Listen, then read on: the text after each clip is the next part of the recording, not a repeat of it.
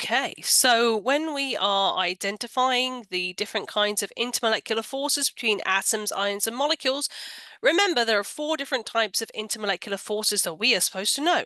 So first of all, dispersion forces is temporary dipoles arising from momentary, instantaneous, non-equal distribution of electrons, okay?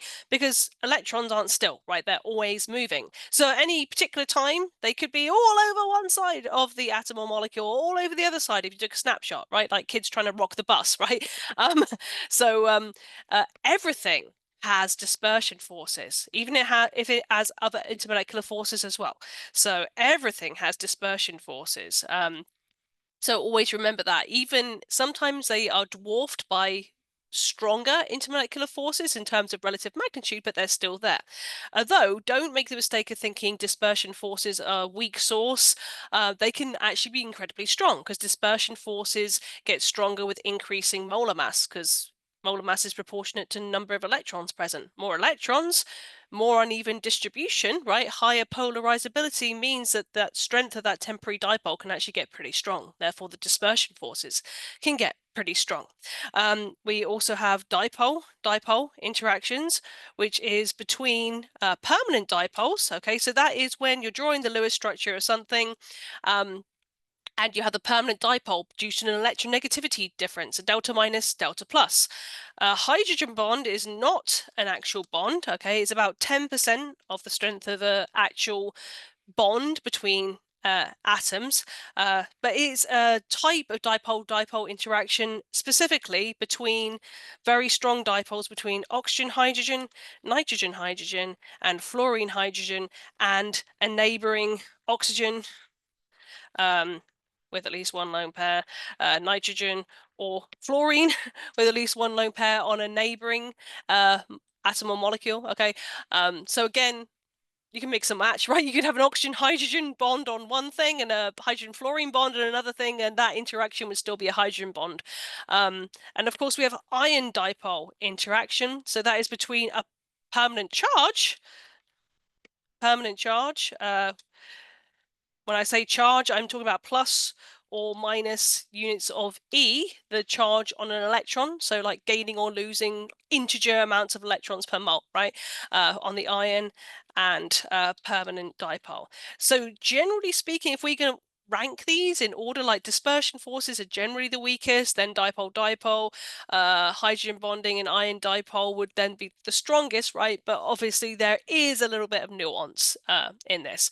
But what I want you to remember is if you're looking at something, you're like, oh yeah, it's got like ion dipole interactions or something. Don't forget that there is still dispersion forces there, right? If you're like, oh look, there's a hydrogen bond, there's still dispersion forces, and that is still dipole-dipole interaction.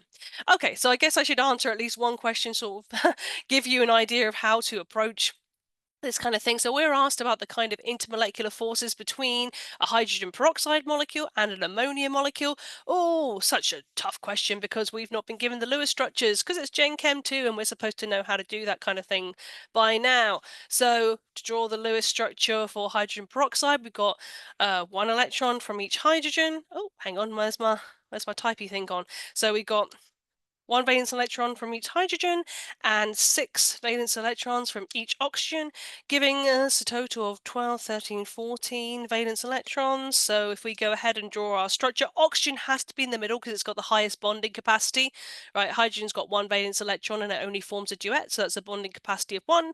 Oxygen has got 6 valence electrons, so 2 of them will be unpaired, so that's a capacity to form 2 bonds. So I'm going to just go H, put the oxygens in the middle, O, O, and then, oh, hello, space, and then H. We've got 2, 4, 6 electrons, not enough electrons, so we are going to obviously have to put in some lone pairs of electrons. So 7, 8. Yep. 2, 4, 6, 7, 8, 9, 10.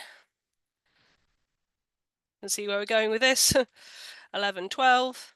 13, 14. It's not going to look pretty, but we get it, okay? So that would be my Lewis structure of hydrogen peroxide. So we can see clearly we've got OH bonds. They're going to be polar, right? So we've got a delta plus and a delta minus for each of those, okay?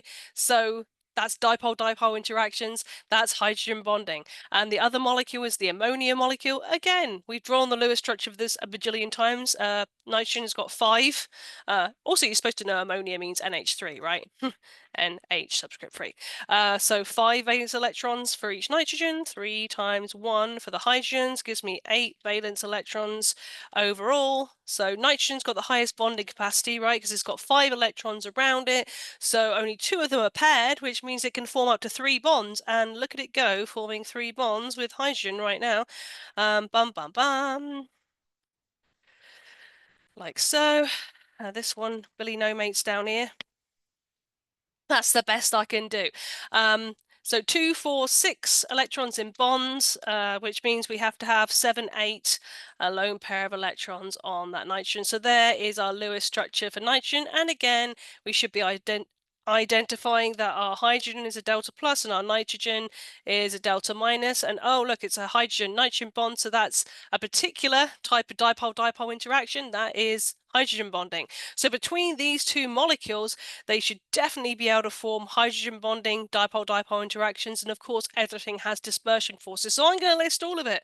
Dispersion, start from the weakest and work your way up. Dispersion, it has dipole-dipole interactions. You should list both because even though oxygen, hydrogen, and nitrogen hydrogen is a hydrogen bonding interaction, remember that is just a subset of dipole-dipole interactions. So I'm still going to list it. The only thing that's not there is ion dipole because there's no ion. So an ion would be something like a sodium cation or a chloride anion or something. So hopefully that helps you have a little bit of guidance with answering that kind of question.